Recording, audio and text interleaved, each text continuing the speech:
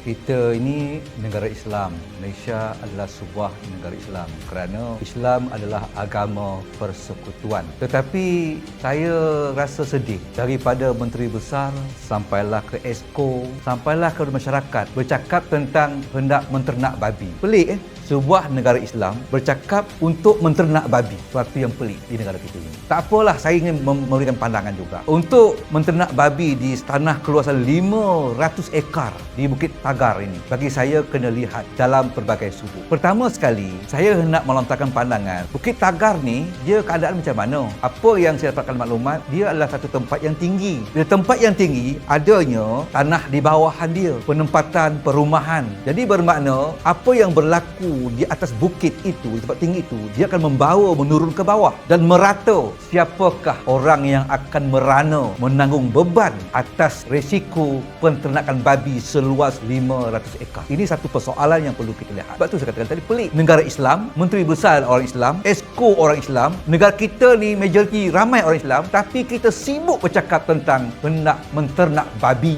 seluas 500 ekar. Saya nak tanya, siapa sebenarnya yang makan babi ni? Dan kenapa pula orang yang tidak makan babi bersungguh-sungguh untuk menjayakan, merealisasikan supaya wujudnya ladang ternakan babi seluas 500 ekar? Ini persoalan saya. Sebab orang tak makan babi yang sibuk. Tak tahulah saya nak katakan maknanya orang yang tak makan babi ini ada share dia, ada perkongsian dia dengan toke-toke babi. Bagi saya tidak boleh juga. Sebab hukum sumber yang haram, maka haram. Ini persoalan dia. Jadi isu babi ni tuan-tuan sekalian, kita jangan lihat kepada teknikal. Saya membacanya dengan hujah-hujah kita akan buat satu yang moden, penternakan moden, terkawal. Dia tidak akan menjejaskan alam sekitar. Ini satu yang sangat baik. Dia bukan isu itu. Kita lihat juga isu keselesaan masyarakat yang duduk di sekitar kawasan berkenaan. Lebih-lebih lagi, saya tahu bahawasanya ianya tempat orang Melayu. Tidakkah nanti terkesan keselesaan orang Melayu ni orang Islam sangat jijik dengan babi? Kita ni orang Melayu ni makan babi memang tak mahu kita. Tapi tak tahulah kalau ada dan kita ni bersungguh-sungguh beria-ia hendak sama-sama menternak babi kerana duit.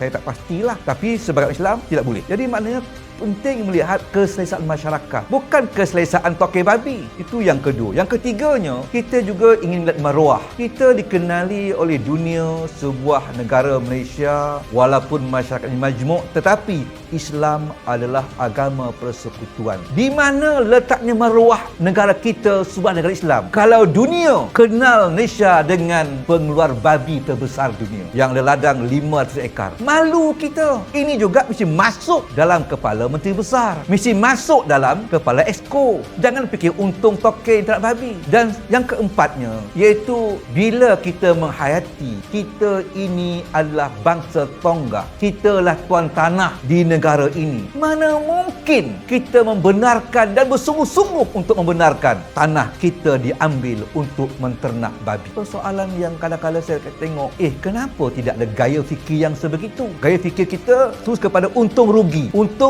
untung ternak babi. Kita bukan hanya menyediakan daging babi kepada mereka yang makan babi di negara kita, kita juga berbangga untuk mengeluarkan daging babi, diekspor ke luar negara supaya dunia merasai daging babi yang diternak di negara kita. Sedangkan negara kita negara Islam yang ada agama. Jadi berjasa ingin memberikan pandangan. Yang pertama sekali, kenalah buat kajian. Berapa ramai penduduk Malaysia ini yang makan daging babi? Ini penting sebab nanti kita nak tengok berapakah keluasan, berapa banyak ekor babikah yang perlu diternak untuk keperluan mereka yang makan daging babi dalam negara kita. Itu perlu. Dan yang keduanya, buatlah dasar. Buat dasar. Apa dasar dia?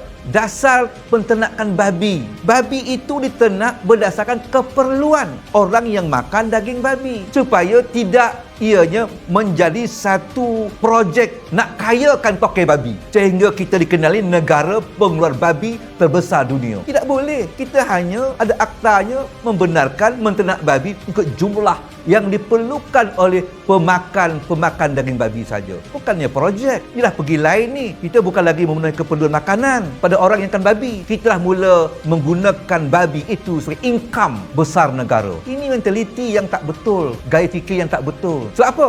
Sebab kita tak menghayati Islam agama persekutuan, kita tak rasa negara ini negara Islam yang babi itu haram pada negara kita. Kita tak merasakan bahawasanya kita tuan tanah, membenarkan seluas-luasnya ternak babi, dan kita tidak nampak permainan-permainan yang akhirnya tidak selesa. Orang Melayu dekat kampung dia ada ternak babi atas bukit, mengalir ke kotoran, mereka terancam, mereka keluar tinggal kampung halaman. Dan tidak mustahil kampung halaman yang ditinggalkan itu akan dimonopoli oleh tokai-tokai babi untuk meluaskan lagi. Sekarang 500 ekar, akan datang mungkin 2,000 ekar sebab kampung-kampung itu telah pun tinggal. Ini satu yang perlu difikirkan. Itulah rasanya pandangan berjasa kepada isu babi ini.